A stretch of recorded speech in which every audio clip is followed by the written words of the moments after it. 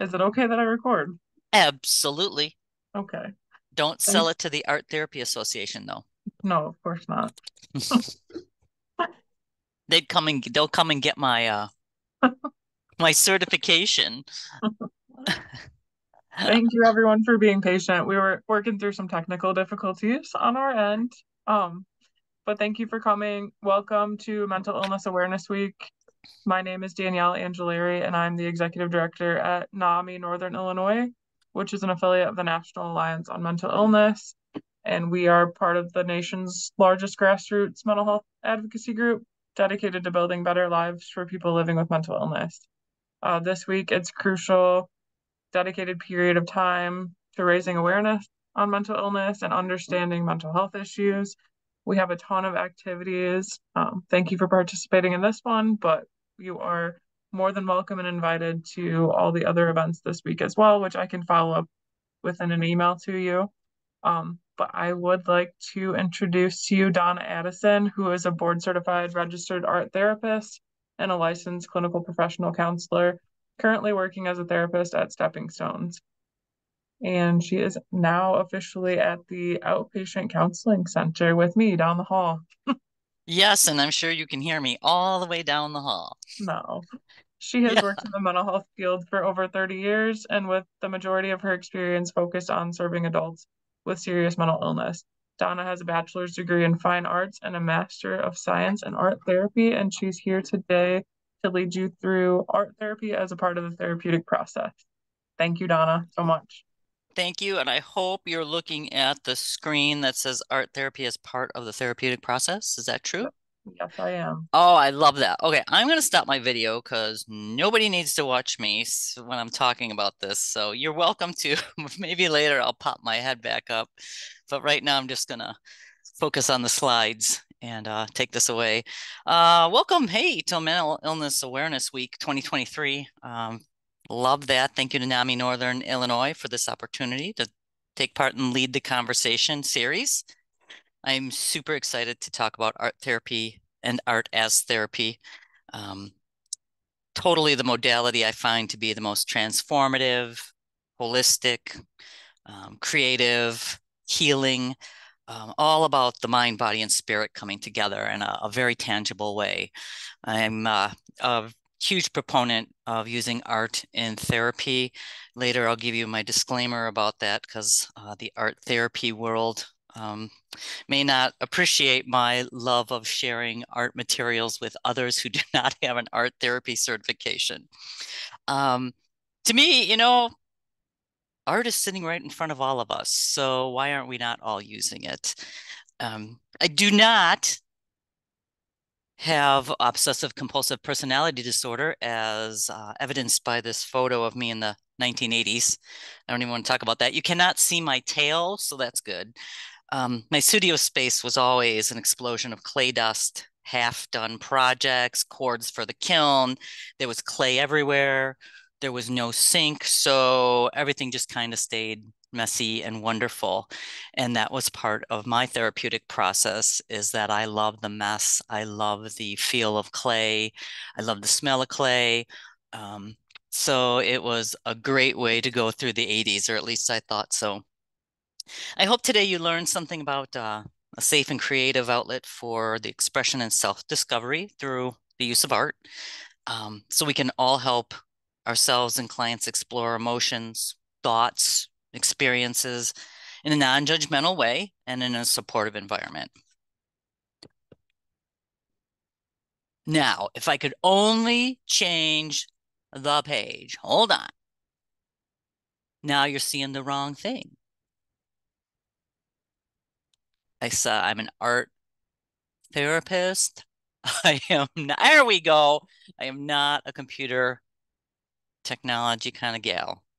All right, first, a commercial message. I want to give a huge shout out to NAMI Northern Illinois. I cannot express how important they are to our community, to those in need, to families seeking information, and to other professionals. They're busting stigma and providing education day in and day out, raising awareness, fighting discrimination, and providing support. The impact they make is profound, And for that, I truly say thank you. I appreciate what NAMI does and what NAMI recognizes of how to integrate art into the mental health care. I know they're big over across the hallway over there about art and art therapy, and they realize that art has a potential to enhance the overall effectiveness of the therapeutic process and recovery in general. Each year during the first week of October, NAMI Northern Illinois joins the Fund for Leading the Way in Mental Illness Awareness Week. And I love the theme this year, which is Better Together, because that celebrates how working together in the community can make us just that much better. When we're all busting stigma, we're all providing services, and we're doing it as a single entity instead of silos. So there is power and passion when it comes to being together, and we are better together. This year, NAMI Northern Illinois and the Inscape Collaborative have joined forces to provide area artists who are connected to the mental health field nonprofit agencies. That gives them the chance to display their artwork. The show is part of Fall Art Scene, October 6th and 7th from 5 to 9 p.m. and 4 to 9 p.m. I'm sure Danielle has a lot more information on that, but I didn't want to miss saying that. Inscape Collective is on 7th Street in Rockford, and there's lots of details about that that are available through Danielle. All right, here's who I am. Won't make this too painful. My name's Donna Addison. I'm a board certified registered art therapist. I'm also a licensed clinical professional counselor. That part is important because in the state of Illinois, you need to be a licensed clinical professional counselor in order to provide art therapy. Actually, that's becoming rare in the world. So I'm hoping that soon in Illinois, being a registered art therapist will be, quote, enough, end of quote. But right now, you have to have your LCPC or your LCSW. I received my Master's of Art Therapy from Northern Illinois University and my Bachelor of Fine Arts from Rockford, which was college then and is now university. I'm also an adjunct professor right now at Rockford University, which is very entertaining. I entertain 90 students at a time presenting a wellness class. And let me tell you what, it's a lot of fun, keeps me young. And I'm a counselor right now at Stepping Stones. I've been with Stepping Stones for 22 years, and I've been in the field for over 30 years. So I've been around for a while. I started as an artist, and my mother will tell you I started by drawing on the walls at home. I'm here to tell you, you do not have to be an artist to be an art therapist. I just happen to be an artist. My favorite clay, as evidenced in that first picture, is medium is clay. Right now, I'm limited to painting and drawing, and that's just by logistics of the house. I am very much a believer in using technology as part of creativity. So that's something that I think we're moving towards in art therapy. I love glitter. Glitter is the most therapeutic thing on the planet, but I don't use it at home because I'm not allowed to, and for good reason. So I started out as a drawing major, and I broke my wrist playing softball at Rockford College. So I switched to ceramics because I could use my left hand, and I ended up loving ceramics, and that was history from the making. And I went back to school to get my master's from Northern in ceramics. But while I was there, I learned about art therapy. I'd never heard about it. I'd always had a passion for psychology. And so when I learned about art therapy, the rest is history. I went and got my master's degree and just did ceramics on the side.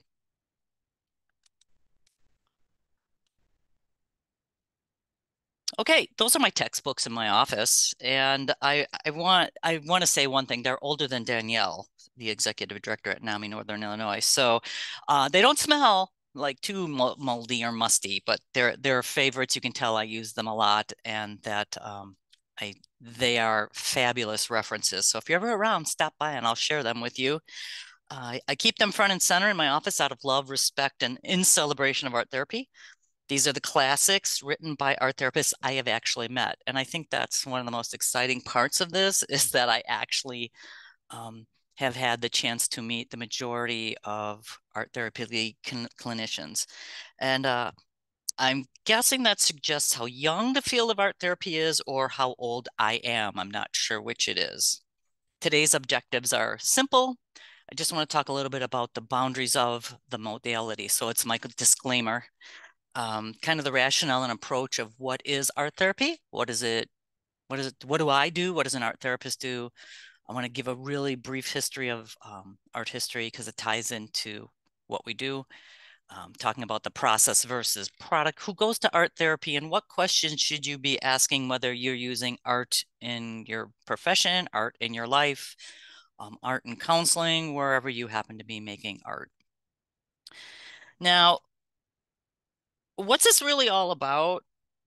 Well, these are the questions, what should we be asking our providers and clients? You want to know, what is the population being served? What is the art therapist approach in therapeutic alignment? What are the art directives? Are there even art directives? What materials do you have at your disposal? What is the art area, the environment like? And what are your barriers and challenges to using art materials in that environment? Now, while you're sitting there, listen to me babble. If you're not eating, I really encourage you to scribble and doodle with your non-dominant hand while you're listening along, okay? If you're eating, just please keep eating. You can use your non-dominant hand, but don't scribble and eat with the same hand, okay? And while you're scribbling, I don't want you to judge what you're doing. I don't want you to think about it. Just do it. Enjoy it. Don't judge it. Okay. Part of art therapy is letting go of our fears of what others might think. So if you're sitting with somebody and you're doodling, the goal is to doodle, not think about it, and let go of that judgment and that worry that the person sitting next to you is judging your scribbling. We want to let that go. We want to let go of our own criticism. We want to accept that there's no right and wrong. This is going to be about relaxation, creativity, passion, enjoying the process. The product isn't important in this case. Okay. Don't try to analyze what you're created or creating. Let go of the thought that art needs to be in a museum or at least on the refrigerator at home. Here's my big disclaimer. Okay. If there are any other art therapists or art therapy educators on this call, I'll try not to freak you out. Please know I mean no disrespect to you, the field, or the national association with anything I say during this presentation or in my beliefs when practicing my art therapy. I believe it's on the verge of sacrilege, what I'm about to say, that my personal belief is that art therapists do not own the use of art as part of therapy, okay? I got to say that again. Art therapists do not own the use of art as part of therapy. Okay. If you ask those in charge, they'll tell you an art therapist has been formally trained to know how to safely support the client through the use of art therapy process, whereas a traditional therapist isn't creating artwork, reflecting on the artwork, or connecting to personal insights through the work. They would say art therapy can only be practiced by an individual who possesses the required training, certification, and licensure. Bona fide art therapy is beyond the scope of practice of non-art therapists.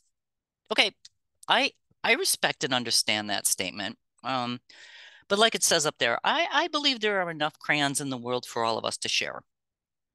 I believe those trained in the therapeutic, venue, we can all safely use art materials in session. We can focus on what the client is verbally telling you.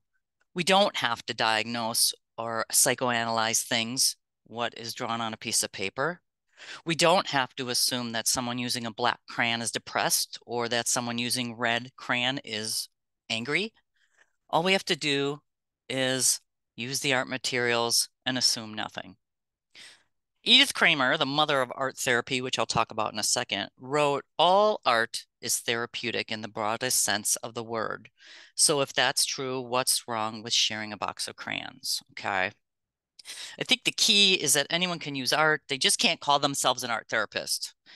You can't say you're doing formal art therapy. So I think I can get away with that disclaimer, is that just because you heard this today, you don't get to call yourself an art therapist. But I guess you should just go with, you're not an art therapist, and go use the art materials in your practice. Go use your art materials in your life. It's wonderful. And I will stand behind those statements. Okay, so the art therapist. The title of art therapist is a credentialed mental health professional. Okay. They're trained in a broad range of psychological theory. So not only do you have the artistic component, you also have the psychological component. So there's art therapists who are Jungian. My lead professor was Jungian. You'll find people who use cognitive behavioral, humanistic, holistic, psychoanalytic, and, Gestalt, existential. So we all come from the same place. We just all may have different ideas and approaches behind the scenes. You do not have to be an artist to be an art therapist. You just gotta love art. I mean, I'm not sure why anyone would be an art therapist if they weren't passionate about the arts. What brings us together is the goal of using art materials and the creative process to help people cope with mental illness, mental health issues, recovery process. We all happen to have a master's degree, or there are doctorates for master art therapists. So that is one thing that people go ahead and do. Those are usually people who are interested in providing supervision or doing research. But, you know, you can go get a doctorate degree in art therapy if you'd like. I choose not to do that at this point. The credentials for being an art therapist, you're either a registered art therapist, which is an ATR, or a board certified registered art therapist, and you are registered and certified through the Art Therapy Credentials Board. You have to get your master's degree, you have to do so many hours as a practicum, and then you have a 600-hour internship. It's unpaid. And you also have to go to an accredited school. So if you go get an art therapy undergraduate degree, so you get a bachelor's of art therapy, you still have to get a master's degree in art therapy from an approved school. Art therapists serve diverse communities in different settings with different age groups. You'll find us in clinics, community mental health centers, cancer treatment centers, psychiatric hospital facilities in-house, wellness centers, schools, shelters, private practice. You got to look where the counselors are, where the social workers are, and you'll find the art therapists. So it's a mental health profession enriching the lives of people, and it's all done by making art, using the creative process, applying psychological theory, and putting your human spirit and your human experience in with that therapeutic relationship. Now, I happen to think art therapy is a great complementary tool for when I'm using motivational interviewing. Okay. I love motivational interviewing. And sometimes people are really good at not saying what they're trying not to say. So when you throw some art in there, it takes that guard down. And I might be able to engage somebody in the motivational interview process using, the open-ended questions while they're drawing, affirming what they're saying, reflecting back. Although if anyone ever says, how does that make you feel? You should get a new counselor, just saying. Don't ever say that. Oh my goodness. So, I'm using motivational interviewing, but I'm helping the client that ambivalence, that discrepancy through the distraction almost of using art. So it's twofold, and I just love that. It's win-win for me. I also will use dialectical behavioral therapy, DBT, while doing some art therapy, and it's just again challenging teaching skills. Maybe it's about self-soothe, one of the skills for dysregulation, and we're doing it using art because art can be a great way to distract and self-soothe. And depending on the material, it really might be one of the strongest skills somebody can identify in the self-soothing or the addressing dysregulation. Okay. I'm a trained observer. I am not an expert. I leave the expertise to someone else. I have an education and certification. I got a lot of letters after my name. That does not make me the queen of all art therapy or lord over use of art during counseling sessions. The expert is the client. I can't say that enough. I know I'll say that several times this afternoon. The client knows the answer. The art materials are for use by everyone who wants to use them. And I am so glad when I see other people using art. So please do use the materials. All I ask is that you don't steal my favorite pen off my desk. Okay, so you got a kind of a taste of what art therapy is. That picture is the art room in development at the Stepping Stones of Rockford Outpatient Counseling Center. And I love that the outpatient counseling center is really embracing using art as part of the therapeutic process. I hope all my peers dig into the materials and they have fun and they work with the clients. There are big dreams here, and I'm so excited to see the development of the art room. Thank you to Associate Director Luke for, his willingness to utilize art and art therapy in the outpatient setting. It's just phenomenal. So we're very fortunate here. So the American Art Therapy Association, they're the ones that are, having a nervous breakdown that I'm talking about using art materials, whoever you are, because they're the governing body, and they look at art therapy is used to improve cognitive and sensory motive functions, foster self-esteem and self-awareness, cultivate emotional resilience, promote insight, enhance social skills, reduce and resolve conflicts and distress, and advance societal and ecological change. It can be part of trauma-informed approach, medical approach, any therapeutic approach. Through integrative art therapy methods, it engages the mind, body, and spirit in ways that are distinct from verbal articulation alone. Kinesthetic, sensory, perceptual, and symbolic opportunities invite alternative modes of receptive and expressive communication, which can circumvent the limitations of language. Visual and symbolic expression gives voice to experience and empowers individuals, communal, and societal transformation. Well, that's a mouthful. What do I think art therapy is? I think it is part of a trauma-informed approach. I think it can be used as part of medical treatment. I think it can be fun, it can be painful. I think it can be many things at one time, or maybe it's only one thing, the process or the product. It's the merging of making art with tenets of psychiatry, psychology, psychoanalysis. It can stand alone or can be part of other therapeutic interventions. Now, to answer more about what is art therapy, I want to talk a little bit about the history, and I won't keep you long. But these are my people. So, you know, there were a handful of pioneers in art therapy, and it's like the 40s, 1940s. And because of them, these are the people who shaped what we do today. And some believed in the process of making art, and others believed in the product. So you want to ask, what I'm doing, is it art or am I making art therapy? Is it both? Is it neither? Does it count as art if it is therapeutic? So you have to look at the big picture here. So Margaret Nongberg, who's on the right-hand side under the word process, she was a Freudian psychoanalyst. And these two ladies here are credited with being the first to use art therapy, and she believed it could be used to diagnose mental health conditions.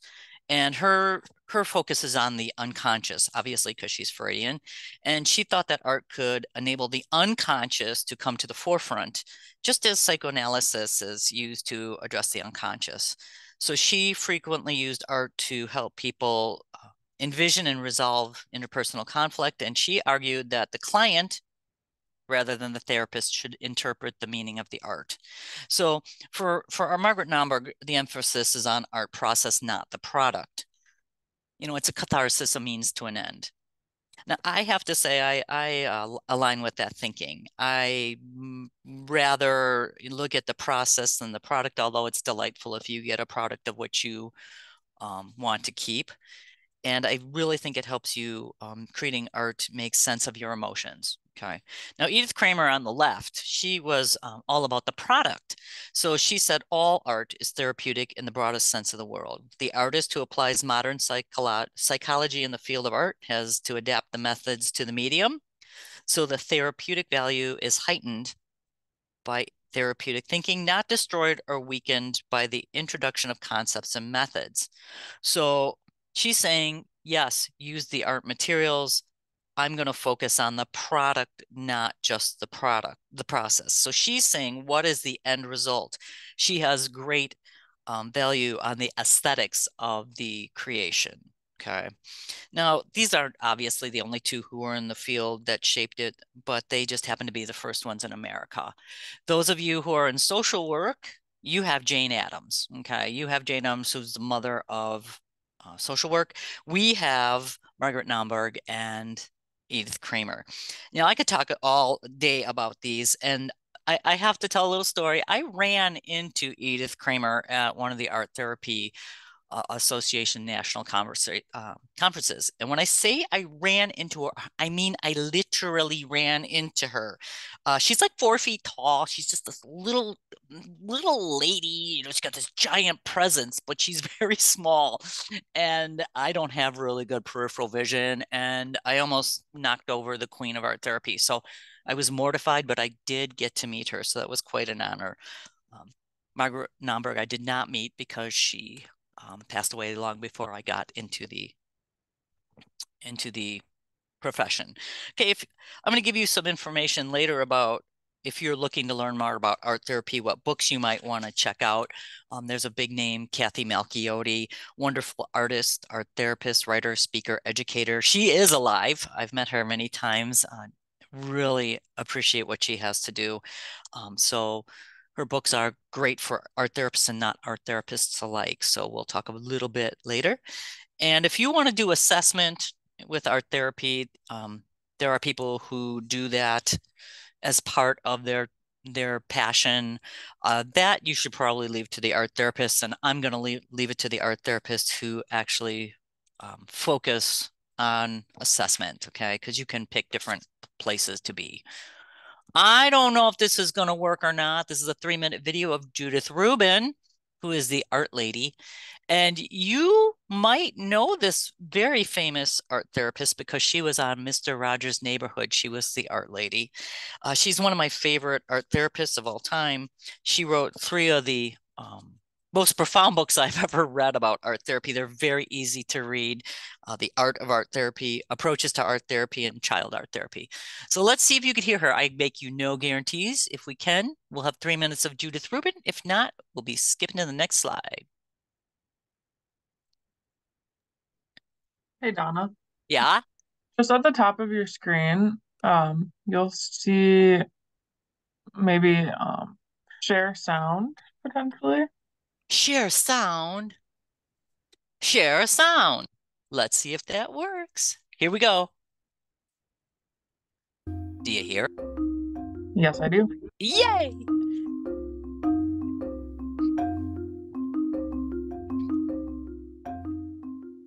I was an art major in college. I wanted to be an artist. I always wanted to be an artist. I mean, that went way back. I think from the time I was 2 or 3, I was drawing and painting. But in college, I decided that I wasn't good enough to make it in the fine art world. I thought, well, I could be a teacher. Tell me about your experience as an art teacher. In what ways was it fulfilling, and in what ways was it not exactly what you were looking for? Well, I got in a lot of trouble, actually, as an art teacher. Really? Yeah. I refused to use the stencils that the teachers were using to have kids color within the lines, awesome. Which is actually a very timely issue, as you know. I didn't want to use those. So I loved working with the kids, I really did. But I didn't fit in that system. So when I met this Margaret McFarland and was invited to work at this child development center, it was like, wow, I didn't fit in this other environment. But doing art therapy with schizophrenic children was really challenging, exciting, wonderful. Did you go into that, like how much experience had you had with art therapy? How much did you even know what it was? You know, this is 1963. Yeah. There were 2 writers, Margaret Naumburg, Edith Kramer, and so I went to see them. They lived in New York. My parents lived in New York. And I said, what should I do? I don't know what to do. There was no formal study in the field. And they each said, go into therapy so you know yourself, which is important. If you're going to be a therapist, you really have to know about yourself. And then get a really good clinician who's experienced to supervise you. It doesn't matter what their discipline. And so tell me about how you met Fred Rogers. Oh, well, see, Fred worked in the same department. It was the Department of Child Development, which at Pitt at the time was in child psychiatry, which is rarely the case. But it was an era when psychoanalysis was the only game in town. So when I went to work there, Margaret, our joint mentor, said, "Oh, there's this guy you got to meet. He's like you, but he's up in Canada now, but he's coming back. You'll like each other." So he came back, and he would work with the kids in the classroom, and I would observe him, and we would go to staff meetings together. And I don't know, maybe a year later, he said, "I'm going to do this show, and I'd like you to be the art lady." And I said, "I'm not a performer. You know, that's not comfortable for me." He said, "That's why I want you, because you're not a performer. I want a real person." And what I did was to literally read through the script for each show and figure out something that kids could do. And would you guide step by step through an art project, or was it more just a open space? Yeah, like if the theme was birds, I say, "Can you make birds? And here's some stuff you can use," a lot of different materials. And he was very clear that it had to be materials that people could have in their home that weren't expensive or fancy art materials. So we used sponges and cotton balls and all, aluminum foil, stuff like that. But he was fun to work with. He really was. He was a lovely, lovely human being, and I learned a lot from him. And how have you seen the field of art therapy change throughout your time in it? Wow. I mean, it's just amazing to me. I can't believe how much it's grown. When I was on the board, when I was president, which was a long time ago in the 70s, we were just beginning to set standards. Training programs were just beginning to develop. So we worked really hard to make the standards. So as a result, I think each generation has become more sophisticated, more knowledgeable, better trained to work in a variety of settings. That's the other nice thing, is that it's spreading more into the community. Mm-hmm. It can only keep growing because it's good. How can you not love her? I love her. So it's just refreshing to hear her, to know her, and also to hear her words that art is for everyone. That's why she was the art lady. So, I happen to be an artist by birth. I happen to be an art therapist by education. And my art and art therapy are distinct, but they also tend to overlap. After all, I believe creating art soothes my soul and heals what ails me within. I think the difference is for me that my art, the production of art, is focused on the product, and my art therapy is focused on the process. So I'm not focused on what I'm going to end up with as a product when I'm doing art therapy. I'm enjoying the ride. Now, sometimes I think I'm making art, and my wife will say, "Oh, yeah, that's nice." And I'm like, "Oh, yeah, that's art therapy then," because she's not going to call something I made that I thought was, quote, art nice. She usually would use some other words. So, and there will be other words if I bring glitter into the house. So, from my standpoint, art therapy is one of the expressive therapies. It goes along with dance and music therapy, recreational therapy. It just happens to use art supplies to promote that healing and that wellness. I'm going to say it again. You do not have to be an artist to use art therapy. In fact, a lot of clients, it really actually helps if they're not artists, because then they spend too much time worrying about the product instead of the process. It's a vehicle for self-expression. It's nonverbal. You can express your thoughts, emotions, and experiences in a way that's difficult to communicate verbally. It's a counseling starter point. It's a way to build trust and engage the client actively in treatment. It opens the door for catharsis.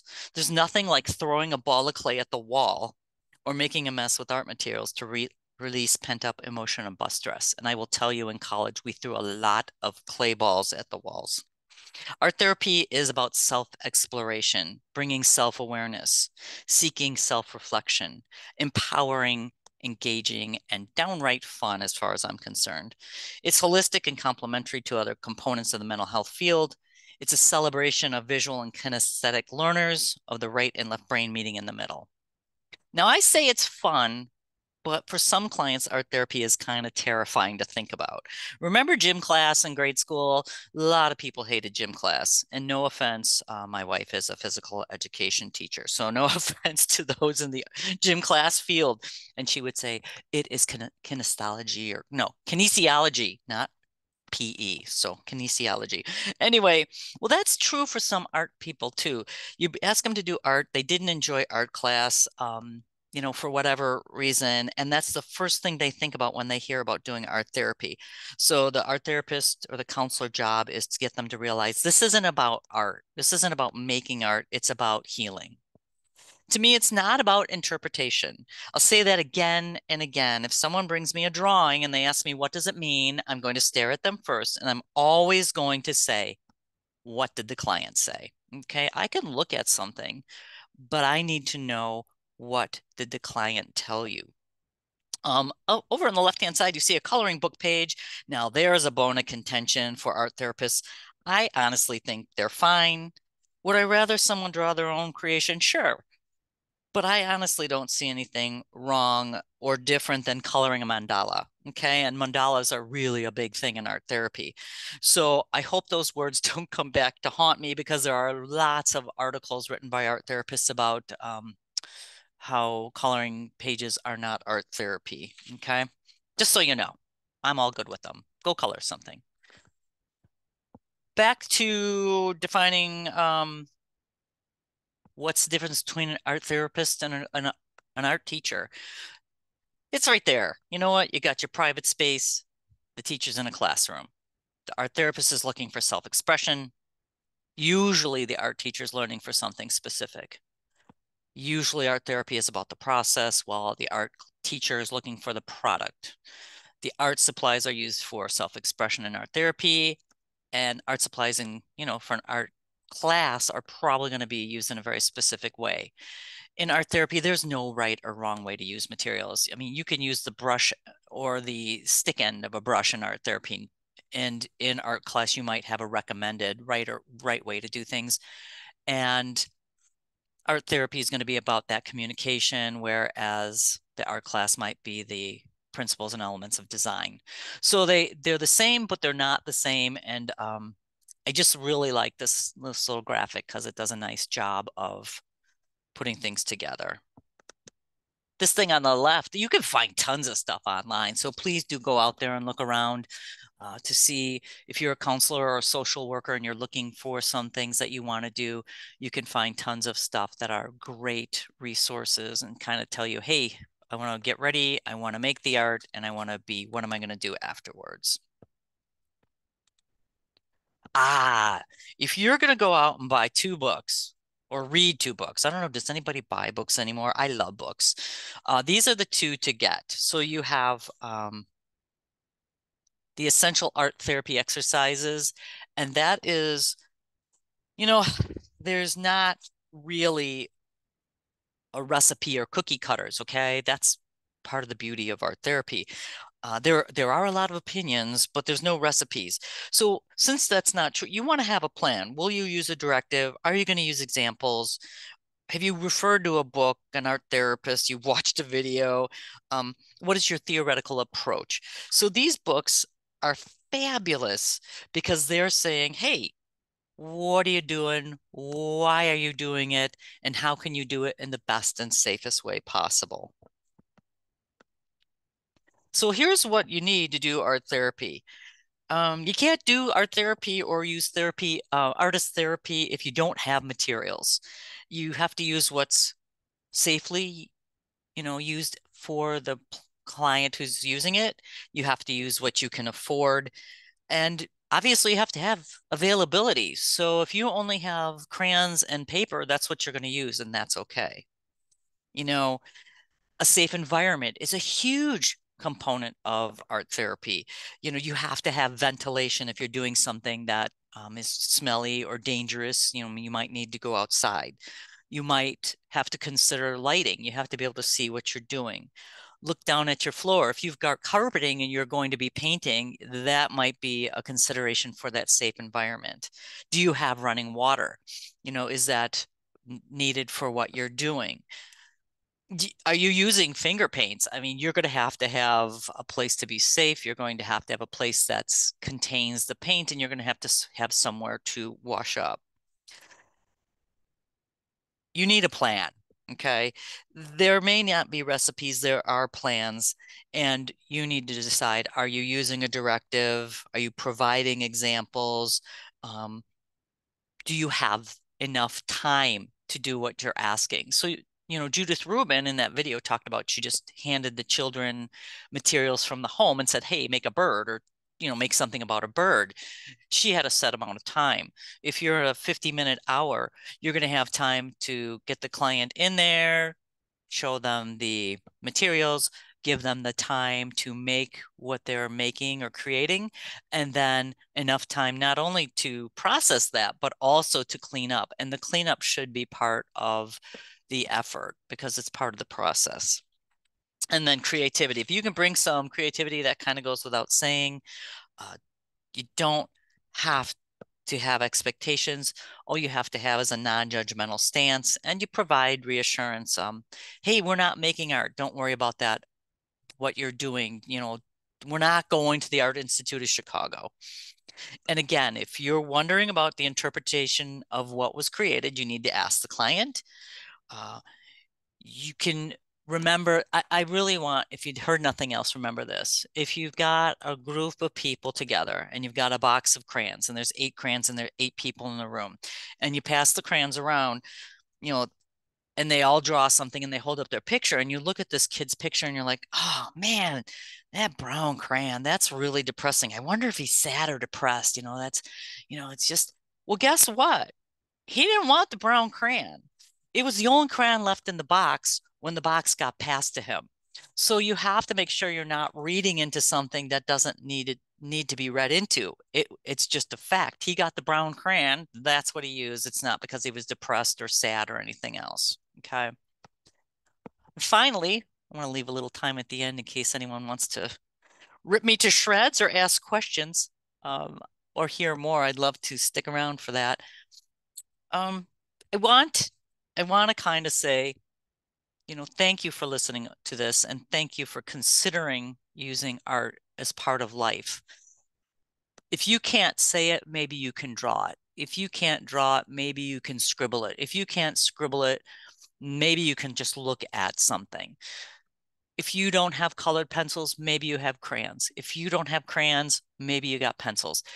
You just have to go with what you have here and now. I mean, I think most of us have tinfoil at home, and I could think of a lot of fun things to make out of tinfoil. You could squish it up if you wanted. So, you're going to use what you can, and you're going to use it in a non-judgmental stance, which again ties back into dialectic behavioral therapy. One of the biggest tenets is you want to have that non-judgmental stance. You want to get to mindfulness. You want to be in the wise mind. And so art is very much part of that. I hope this helped clarify things, and I hope it creates some questions for you and some thinking. So if you're out there and you are a therapist or a social worker, I want you to go out there and either make some art by yourself or ask a client if they want to draw with you. And yes, you can draw or create with the client. As a matter of fact, sometimes that's awesome because who wants to stare at the poor client while they're making art? So if you want to join in the fun, I highly suggest you try doing that. All right, I'm going to stop sharing my screen. I hope. And I hope it's me. Here I come. I'm back. I'm wondering. Oh, there's Danielle. If Thank you so anyone, much. yeah, I know babbling and vomiting information, but I'm Oh, super passionate about this. it was great. Oh, thank you. Being someone that loves art myself, I I know. appreciate all of that. And I forgot to say that if anyone has questions, please add them in the question and answer box or the chat, and I will definitely help facilitate them with Donna. Yeah, I really do mean that, Danielle, about NAMI supporting art. And I know that you ladies and gentlemen are very much into the art and art as therapy and art therapy. And I love that. And I hope you'll all do art. Hope you're all telling people to do art. And Certainly. Yeah, thank Yeah. you for all the kind words as well. Yeah, no, I really think that NAMI Northern Illinois, and you're not paying me to say this, okay? I need people to know, and people listening they know about who you are. You have made a profound difference in this community, and I always pray you're not going to go away. I'm like, please don't let her go away. And NAMI Northern Illinois in general, you guys do such amazing things, and you've changed the face of, mental health treatment, that busting that stigma and getting the word out. So thank you. Thank you. I Yeah, appreciate it. yeah. I don't know why the chat is disabled. Would you want to ask the question in the Q&A? I'm sorry about that. Oh, there's questions. Well, I then you have see that. I don't know what they say. Oh, oh, one, it says, one says, oh, Mike McCoco. Hi, Mike McCoco. Oh, I'm so excited. I'm so excited. The uh, and the anonymous says the chat is disabled. So I'm hoping it's now working. I'll be sad if it's not. Well, I'm good enough with Mike McCoco. It's so exciting. I have so many questions to ask. I can ask him, but not in a Zoom. Oh, if nobody asks any questions, maybe I will ask in a Zoom. Anonymous, would you be able to ask in the Q&A if you do have questions? We'll give Like your them. okay. Thank you for giving us encouragement to use art therapy. I am an LSW and looking to learn more. Yes. Yes, yes, yes. Well, then you need to go out there. Listen to me saying you need. Go get some books. Kathy Malchiotti, very easy to read. Nice, happy, get your exercises. I hope every social worker and every counselor out there goes out and uses art as part of the therapeutic process. So I I don't own it. Our therapists don't own it. Judith Rubin and Dr. Judith Rubin and Fred Rogers don't own it. So get out there and do it. Oh, there's more now. Look. Yes, do you use sand tray at all? Oh, well, that's a whole nother question. I love Santre. Matter of fact, my mentor, the Jungian, her specialty was Santre. So she would be mortified if I said yes, I use Santre because she's like, you're not trained. But we have Santres here. And so yes, I do. And I think they have profound impact on and healing. So yes, I probably should learn more, but they also who doesn't love sand? I love it.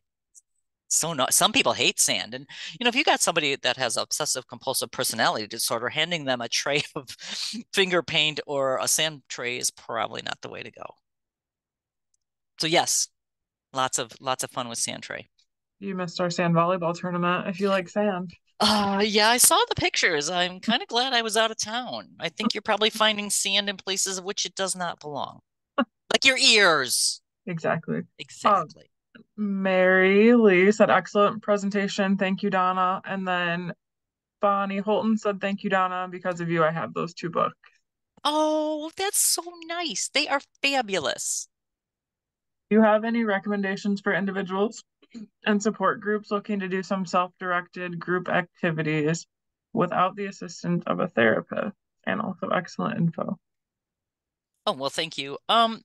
Actually, if you've got a group and you're doing, I don't know what kind of group it would be. Are you talking a therapy group? Are you talking, just a support group? Are you 8 ladies sitting at a table drinking, tea? Uh, you can do whatever you have time for and room for, and you have access to. So, if you want to draw pictures, and I mean, you could even take a piece of paper, fold it, in half and in half, and then have where you are now, where you'd like to be, what's your favorite movie and what's your favorite color. I mean, you could just even do something as simple as that because you're gonna get that conversation going. So it depends on your aim too. I mean, if it's recovery, is it social? It just depends on the situation and the time and the place and the materials. Keep it simple. What is an example of how you might use art in a therapy session? It depends on the client and the diagnosis or what you're aiming for. A lot of times, if you have a child or an adolescent who's just they're not talking, and maybe they just don't have the words, and they're sitting there like this, and you take them in the art room. I watch Sam, one of the counselors. She'll take clients down to the art room, and they light up. They're a whole different person. They'll start creating something, and then they just start talking. They don't even realize they're talking. They don't realize they're processing things. So sometimes just having, hey, I got this whole little corner of art materials. Did you want to make something while we're sitting here? Just kind of not even pointing it out as art therapy, not as therapy. It's just something we're going to do, and it's going to open that way, using it as a vehicle for expression. Thank you. Just to clarify, it was for like a support group for a residential community. And then the follow-up question was, are there any activity books that you might recommend? Oh my gosh, yes, I'm looking at my books. There's a million. I should probably make a list of the books because there are a ton. And all you gotta do is go to Amazon and do a search. But like I said, these two right here, I got them on the ground. I don't get any residuals for these, but this is like, hey, here's what you're doing. You need a pencil and paper. Here's your directive. Let's do this. And some of it's just writing, and I don't mean just writing. I'm very much a proponent of writing as a therapy too. Or this one has, here's some things you can do too. So you can buy books that are, very specific to what you're trying to do. And it could be, making a mural on a kitchen table, like you get the big butcher block paper or whatever it's called these days. I'm sounding old now, butcher block. But that big paper and everyone's sitting there and you're working together. I mean, that's a great thing in a residential. And you just need crayons or markers, something that won't bleed through to the table. And everyone can make their own little picture. And then you're able to say, hey, what if we work together to make something? And then the second time you do the drawing, they're working as a team. So you're, building that camaraderie. So keep it simple and fun. And that's kind of what I would be thinking about in a residential place. Thank you. Yeah. Javier says, great presentation, Donna. Our groups love doing art as part of the group to allow them comfortability to talk. Absolutely. Thank you. Yay, yay, yay, yay, yay. That's what I want to hear. Alicia says, my favorite is when clients surprise themselves. Mm-hmm. And then Catherine says, I work with the autism IDD population, and it's so bonding to just do fun things, draw, color, play cards while we talk. Yes. Yes. So I just have to Absolutely. modify depending on the person. Right. And that's true of anyone. I mean, so I love that that was brought up because that's true. Keep doing that art. Yes, thank you so much. And if you want to do a little bit more art, maybe some hands-on stuff tonight, we have a holistic health event, and we are doing some Oh, art there, just different complement to your traditional treatment options. Just explore some coping skills with us later at 7:30 North Church, which is right across the street from the main office of Stepping Stones. 730 North Church. The old Vos Latina building. Oh, okay. Good to know. Yep. See you there? No. Oh, just kidding. Actually, I will be probably writing notes to catch up. Fair enough. Thank you so Yeah. much for doing this. I appreciate you and Yeah, everyone's thank time you. today. I appreciate everyone being here. So thank you, and go make smart and keep scribbling. Yes. Have a good day. Thanks. Bye-bye. Bye.